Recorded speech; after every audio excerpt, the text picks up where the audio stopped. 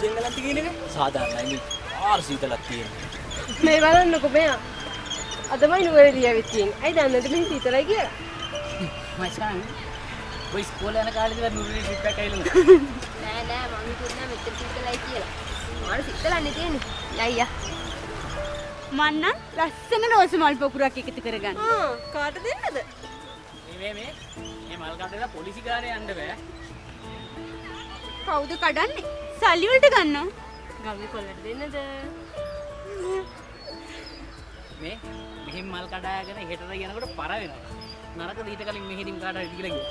දෙන්න කවුරු නැත්නම් ඉතින් මම ඉන්නේ. බූරුවන්ට මොකටද මල්? ආයෙත් මම බූරුවා. නගින්න ඕනගේ කරට මම එකයි යන්න. බුද්ධ ගියා ඇති. තව ගොඩක් තැන් තියෙනවා බලන්න. අපි ඉක්මනට යන්න.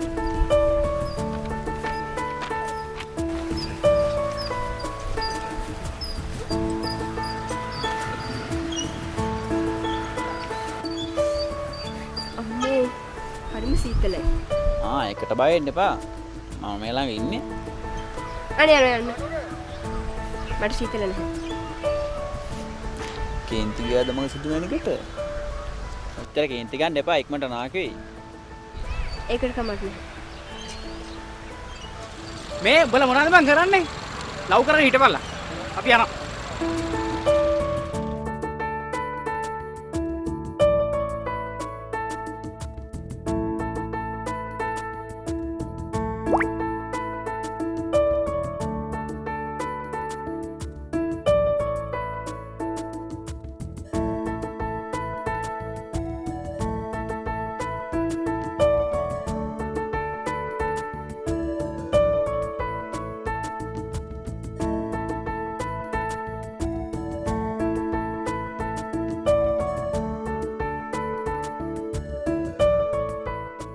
අපි දාලා ගිහිල්ලානේ. ඕම තමයි. අපි එන ඉක්මනට යමුද? හරියට. අනේ මානසික අපිට ඉඳලා යමු. මටත් මහන්සි වගේ. අපි එන නැවතිලාම යමු.